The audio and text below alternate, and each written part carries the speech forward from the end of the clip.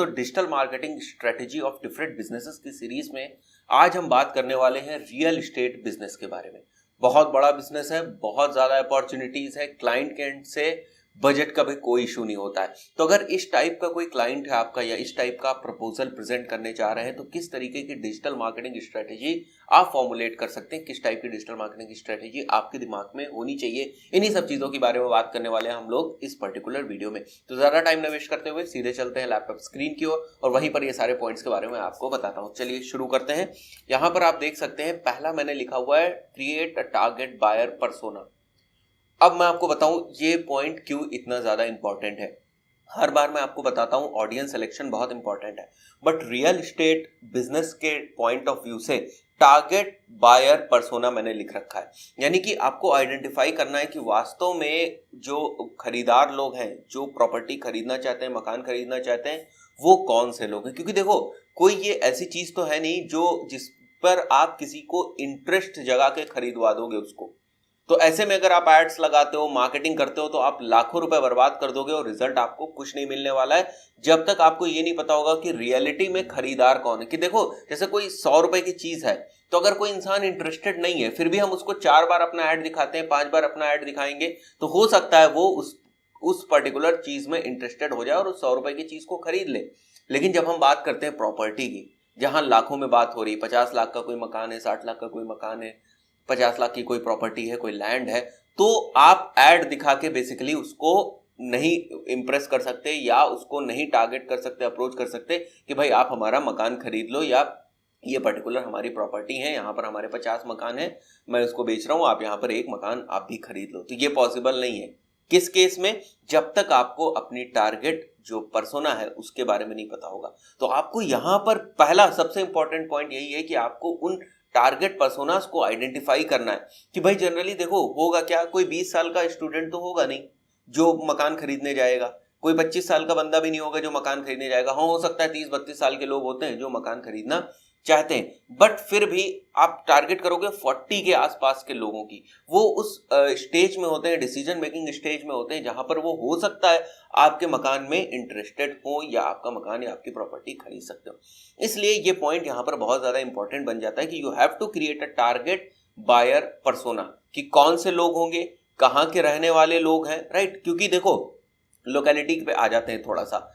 आपका कोई real estate business है, किसी प्लॉट के आपने जो बड़ा सा कोई लैंड थी उस पर आपने 40 प्लॉट्स निकाले।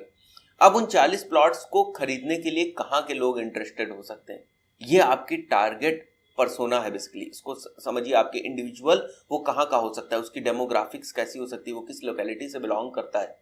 क्योंकि सिटी वाइज भी आप इसको समझे कि अगर आपका जो लैंड थी वो एक पर्टिकुलर एक्स सिटी में थी, तो वहां पर आसपास कौन सी ऐसी जगह हैं जहां से आप लोग वहां पर, चाहे वो रहने के पर्पज से, चाहे वो जो है इन्वेस्टमेंट के पर्पज से उस लैंड को खरीद सकते हैं।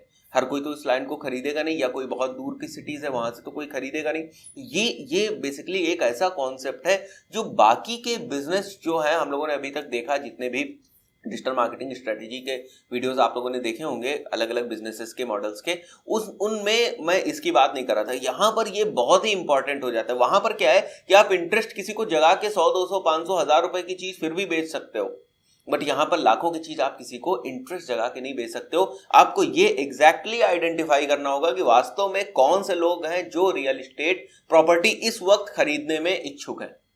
ठीक है, तो ये पहला पॉइंट हो गया, इंपॉर्टेंट पॉइंट हो गया, और सबसे ज्यादा मेहनत आपको इसी पॉइंट पे करनी है। अगर इस पॉइंट पे मेहनत कर ली तो मैं मानता हूं 30% to 35% काम आपका बहुत आसान हो गया, क्योंकि फिर बाद में आपको फैसिलिटी मिल जाएगी। आपने ये आइडेंटिफाई कर लिया कि इस एक्स पर्सन को प्रॉपर्टी में इंटरेस्ट है, तो मैं इसको फेसबुक पे भी ऐड दिखा दूंगा, गूगल पे भी ऐड दिखा दूंगा, बाकी बाद में रिमार्केटिंग भी कर दूंगा, रिटारगेटिंग भी कर दूंगा। ये सारी चीजों के ऑप्शन मेरे पास खुले हुए हैं।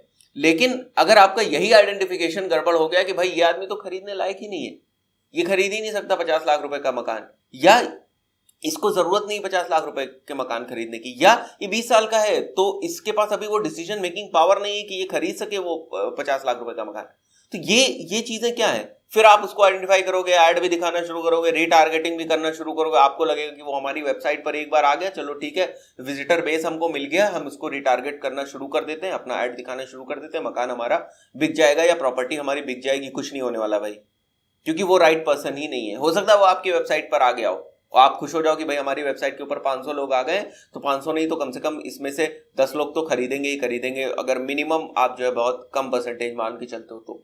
बट ऐसा नहीं है। आइडेंटिफिकेशन, वहां पर जो विजिटर आया है उसकी आइडेंटिफिकेशन आपकी कितनी एक्यूरेट है, ये भी आपको समझ में आना चाहिए। तो इसलिए मैंने बताया, सबसे पहले मैंने यही पॉइंट लिखा, बहुत ज्यादा इंपॉर्टेंट पॉइंट है। सेकंड पॉइंट है डेवलप एन ईमेल कैंपेन। ये मेरा पर्सनल एक्सपीरियंस है। रियल एस्टेट इंडस्ट्री में ईमेल्स बहुत तेजी से काम करते हैं। ईमेल्स और एसएमएस मार्केटिंग अच्छी काम करती है। मैंने एसएमएस मार्केटिंग इसलिए यहां से इग्नोर कर दी, यहां पर इसलिए लिखा क्योंकि हम लोग बेसिकली डिजिटल मार्केटिंग जो है हमारी ऑनलाइन मार्केटिंग के प्लेटफॉर्म्स है उन पे थोड़ा सा फोकस कर रहे हैं। एसएमएस हाँ थोड़ा बहुत उसमें ओवरलैप करता है, लेकिन फिर भी अभी मैं उस पर फोकस नहीं कर रहा हूं। ठीक है, तो आप एक अच्छा ईमेल मार्केटिंग कैंपेन बनाएंगे और उस ईमेल मार्केटिंग कैंपेन से आप अप्रोच करेंगे जो आपके प्रोस्पेक्ट्स होंगे या जो आपकी लीड्स होंगी उनको, right. Next is go for a user friendly website and a professional website. User friendly भी होनी चाहिए और यूजर फ्रेंडली के साथ साथ प्रोफेशनल वेबसाइट्स भी होनी चाहिए। यहां नॉर्मल फंकी वेबसाइट का काम नहीं है। प्रोफेशनल मैंने इसलिए लिखा कि थोड़ा सा सिस्टमैटिक ऑर्गेनाइज्ड होनी चाहिए, ताकि देखो इस टाइप के, क्योंकि यहाँ ये बहुत बड़ा जो है इंडस्ट्री है, बहुत बड़ा बिजनेस है।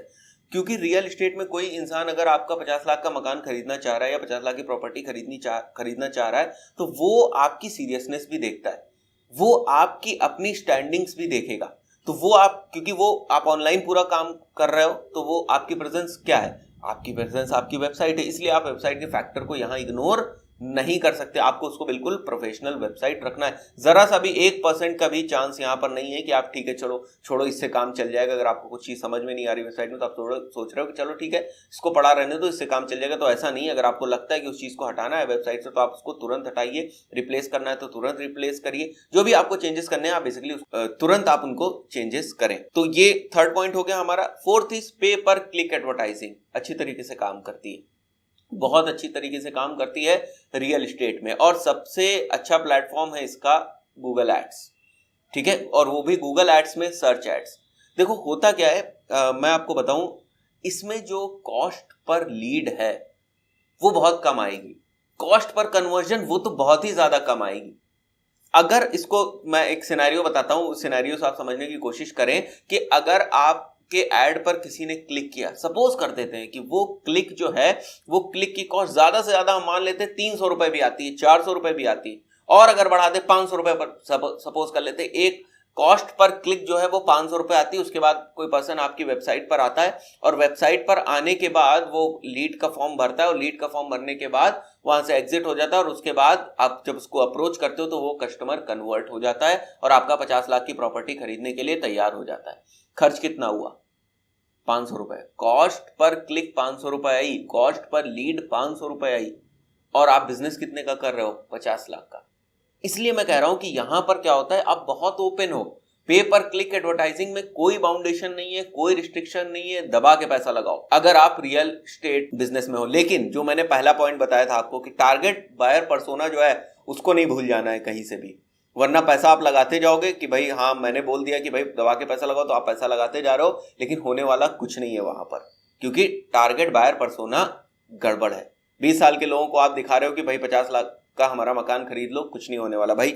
Next point is create and post valuable blog content. यहाँ के जो ब्लॉग्स होते हैं वो थोड़े इमोशनल टाइप के होते हैं। मतलब रियल एस्टेट में अगर आप एड्स भी देखते होंगे ना, तो टीवी एड्स देखते होंगे तो उसमें फैमिली, इमोशंस, इन सब चीज़ों को इंक्लूड करते हैं कि भाई घर लेना तो बहुत ज़रूरी है, 45 साल के हो गए आप, 50 साल के हो गए, आपको घर लेना है, तो इस टाइप के इमोशंस वो क्रिएट करते हैं। तो ब्लॉग राइटिंग यहाँ बहुत इंपॉर्टेंट हो जाती है, राइट। इसलिए मैंने यहाँ पर लिखा है create and post valuable blog content. Next is host virtual tours. ये इंपॉर्टेंट चीज है, क्योंकि देखो क्या होता है कि अगर कोई पर्सन जो है वो आपसे 25 किलोमीटर, 30 किलोमीटर, या मैं मान लेता हूँ 50 किलोमीटर दूर बैठा हुआ है, ये एक पर्टिकुलर केस है, दूसरे केस पे आएंगे तो दूसरा सिनेरियो बनेगा। 50 किलोमीटर दूर बैठा हुआ है, अब उसके लिए फिजिबल नहीं है कि वो आपकी जो कॉम्प्लेक्स है वहां पर आ सके और आपके जो अपार्टमेंट्स हैं या आपकी जो प्रॉपर्टी है उसको देख सके, ये बहुत मुश्किल काम है। तो अगर आप उसको कुछ 3D टाइप के जो है विजुअल टूर्स करा सकते हैं अपने वेबसाइट के थ्रू या किसी भी प्लेटफॉर्म के थ्रू, तो ये बहुत इफेक्टिव होता है इस पर्टिकुलर बिजनेस निश में जहां रियल एस्टेट बिजनेस होती है। मैं फिर कहूंगा कि क्योंकि यहाँ पर जो है बजट का बहुत ज्यादा इशू नहीं रहता है, क्योंकि रिटर्न ऑन इन्वेस्टमेंट बहुत हाई है। डिजिटल मार्केटिंग में आप जितना पैसा खर्च करते हो, अगर कन्वर्जन हो गया तो उससे कहीं ज्यादा जो है रिटर्न आपको मिलता है। तो यहाँ पर बजट का इशू इतना ज्यादा नहीं रहता है, इसलिए मैं कह रहा हूँ कि आप लेटेस्ट टेक्नोलॉजीज को यूज कर सकते हैं, 3D वर्चुअल टूर्स ऑर्गेनाइज कर सकते हैं जिसके थ्रू आप लोगों को दिखा सके। सपोज करते हैं कोई फॉरेन में है, वो इंडिया वापस आना चाहता है। अगर हम ऐसा मान लें कि कोई फॉरेन में जॉब कर रहा है, वो इंडिया वापस आना चाहता है, वापस इंडिया में सेटल होना चाहता है, तो उसको घर तो चाहिए होगा। अब घर के लिए वो हर बार, अगर उसको 15 घर पसंद आए इंडिया में, तो हर बार वो आएगा 15 घर देखेगा, तो ये पॉसिबल नहीं है। फिर उसको किसी एक घर के बारे में पता चला किसी ब्रोकर से या किसी भी सोर्स से, वो फिर आएगा, फिर उस घर को देखेगा, तो ये फीजिबल नहीं है। ऐसे में क्या होता है कि जो वर्चुअल टूर्स होते हैं, बिल्कुल जो रियलिस्टिक्स लगते हैं, बिल्कुल वर्चुअल टूर, वो बहुत काम करते हैं इस पर्टिकुलर टाइप के बिजनेस में, जहां पर आप दिखा सकते हो पूरा जो बिल्डिंग है आपकी, उसका इंटीरियर दिखा सकते हो, पार्किंग स्पेस दिखा सकते हो, पार्क है वो दिखा सकते हो, अंदर क्या चीजें हैं वो सारी चीज दिखा सकते हो। मतलब फोटो से और वीडियो से भी एक नेक्स्ट लेवल की प्रेजेंटेशन आप दे सकते हो। तो ये बहुत इफेक्टिव है और यूजर एक्सपीरियंस के पॉइंट ऑफ व्यू से बहुत जबरदस्त चीज है। Next is opt for classified ads. Classified ads के ऑप्शन हमेशा खुले हैं, उनको आप ऑप्ट करें। Next is get active on LinkedIn.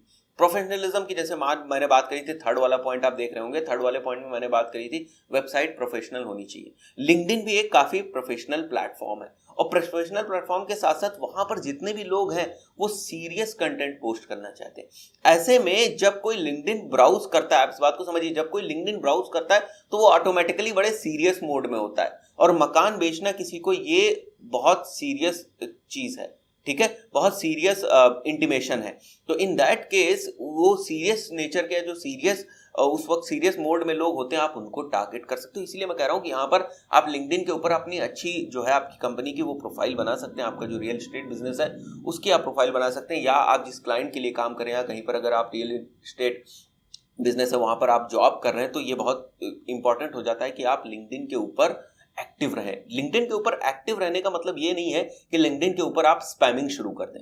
LinkedIn के ऊपर एक्टिव रहें, रिलेवेंट चीजें डालें, वहां पर नॉलेज शेयर करें, बीच बीच में आप अपनी मार्केटिंग कर सकते हैं, बट डायरेक्ट मार्केटिंग किसी भी सोशल मीडिया प्लेटफॉर्म पर मैं नहीं प्रेफर करता हूं कि आप डायरेक्ट मार्केटिंग करें। पहले रिलेशंस बनाएं, उसके बाद आप डायरेक्ट मार्केटिंग, उसके बाद जो है आप मार्केटिंग स्टार्ट करें। Then the 9th point is register your business on property websites. ठीक है, काम कर जाएगा। अब क्योंकि हम डिजिटल मार्केटिंग की बात कर रहे हैं, इसलिए जो है बहुत सारी जो है हमारी प्रॉपर्टी लिस्टिंग की वेबसाइट्स, आप वहां पर अपनी प्रॉपर्टी लिस्ट कर सकते हैं और प्रॉपरली ऑप्टिमाइज्ड वे में लिस्ट करें। और उसके बाद आपको वहां पर कोई अगर रिस्पॉन्स आ रहा है तो वहां पर उन रिस्पॉन्स को आप प्रॉपरली उनको रिव्यू करें और प्रॉपरली उनको फीडबैक दें। जो भी उनके क्वेश्चंस हैं, डाउट्स हैं, उनको आप क्लियर करें। Right. The final point is WhatsApp for business.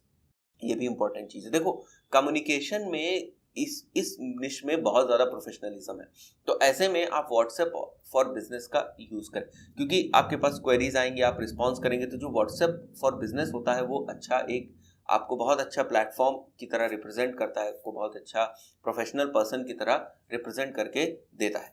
तो दोस्तों, इस पर्टिकुलर वीडियो में इतना ही। आशा करता हूं कि जो डिजिटल मार्केटिंग स्ट्रेटेजीज हैं for the real estate business, उसमें आपको कुछ समझ में आया होगा। ये मैंने 10 पॉइंट लिखे, आप इनको यूज़ करेंगे, या अगर आप ऑलरेडी जो है रियल एस्टेट बिजनेस में है और इन पॉइंट्स को यूज करें